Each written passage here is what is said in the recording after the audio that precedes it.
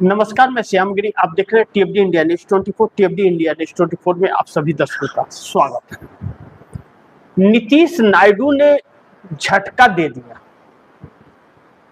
प्रधानमंत्री मोदी की आखिरी उम्मीद भी जो थी वह टूट गई और अमित शाह के इस्तीफे की तैयारी भी शुरू हो रही है। इस तरह की चर्चा चल रही है। शुरुआत वहां से करें जब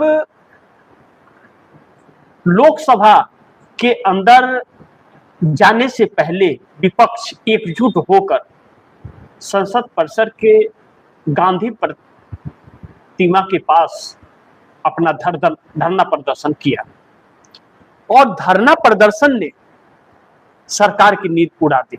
पार्लियामेंट के अंदर फिर सदन स्थगित हो गया 2 बजे तक के लिए, तो यानी कि पूरा ही दिन समझिए फिर 2 बजे हो जाएगा। यही प्रतिक्रिया चली आ रही है अभी तक, लेकिन बात इससे आगे निकल गई। नीतीश कुमार को कल बुलाया गया था बैठक के लिए और उस बैठक में अमित शाह शामिल नहीं थे, लेकिन नीतीश के साथ संजय झा और ललन सिंह की उपस्थिति, मैंने आप दर्शकों को बताया था कि यह सामान्य नहीं था, क्योंकि बिहार के अंदर बांकीपुर सीट जब भाजपा हार रही थी तो राज्यसभा में एंट्री करते वक्त नीतीश कुमार दिल्ली में हंस रहे थे। यानी कि जनता ने सबक सिखाना शुरू कर दिया है मोदी को। इस बात की चेहरे के ऊपर छाप था।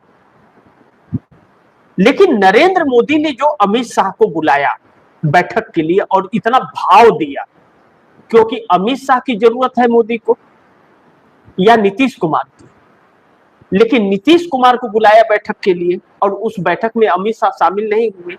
क्यों नहीं हुए? क्योंकि अमित शाह ही नीतीश को तोड़ रहे थे और मोदी की उसमें सहमति थी।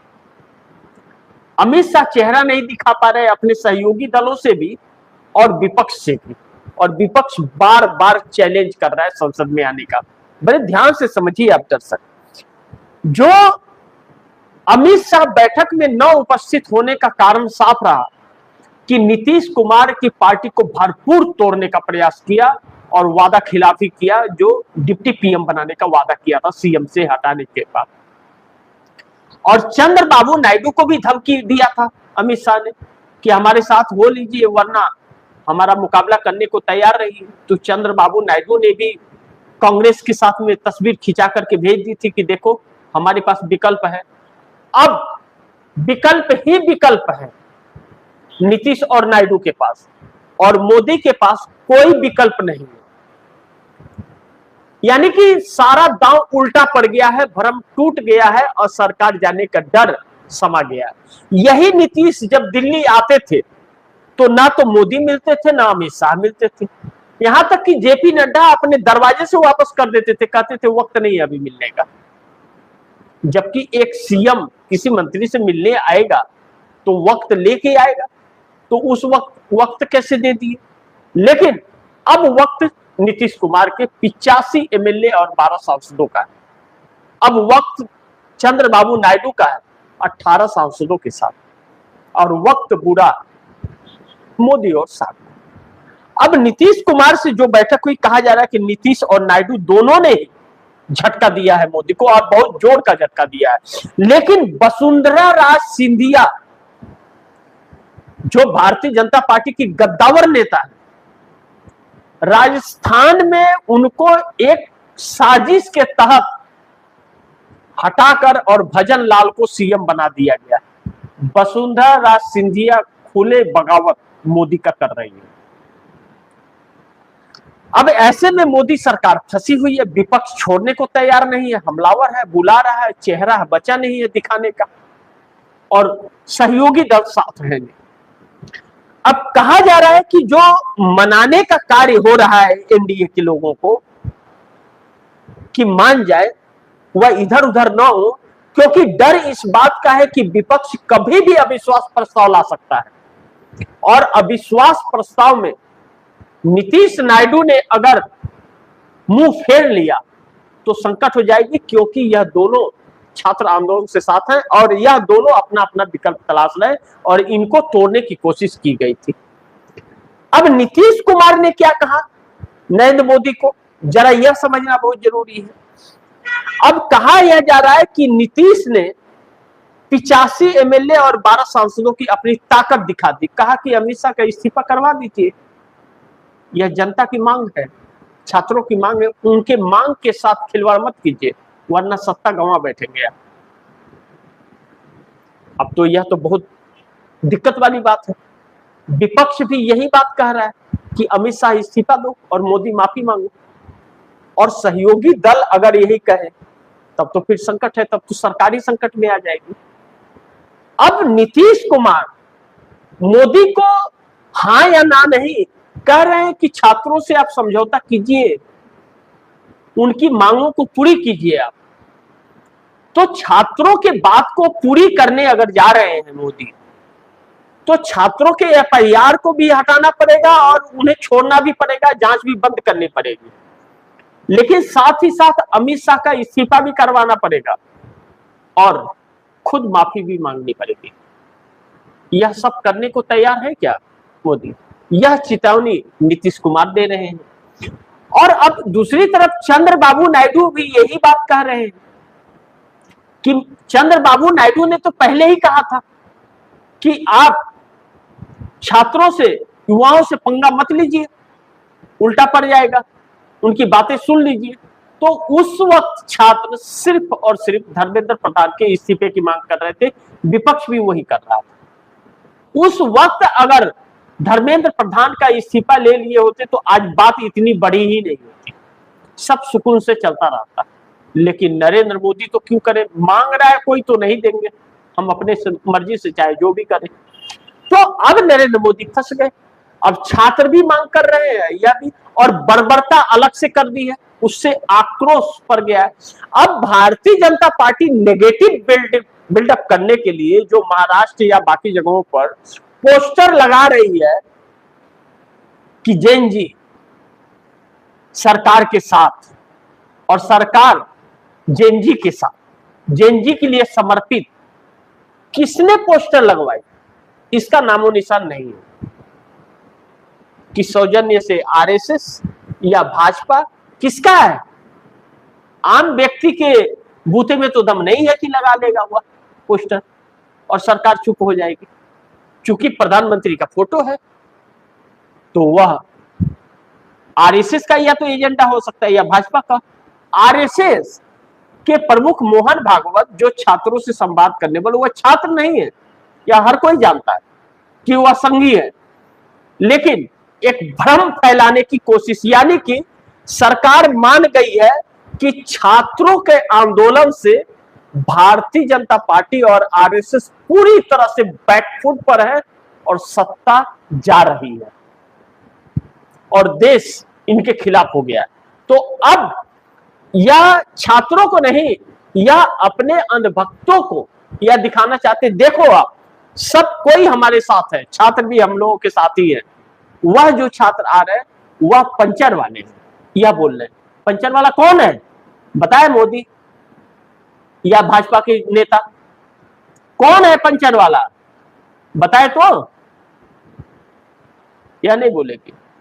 तह में नहीं, सच्चाई में नहीं, झूठ के ढेर पर बैठी यह सरकार अभी भी झूठ फैला रही। तो नीतीश और नायडू दोनों को इस बात का एहसास हो गया है कि इनकी आदतें सुधरने वाली नहीं है और इनकी आदत सुधरेगी नहीं तो सी वोटर के सर्वे ने कहा है कि 86.80% एनडीए गठबंधन के वोटर दूर हो रहे हैं।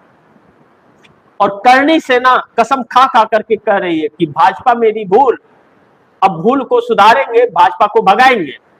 जो कोर वोटर थे वह, और चुनाव आयोग भी डर रहा है, इसीलिए बांकीपुर और दतिया में निष्पक्ष चुनाव हो गया तो खेल ही पलट गया। और यही तस्वीर रही तो 2029 में निपट जाएंगे मोदी। लेकिन 2029 तक सरकार बचेगी क्या?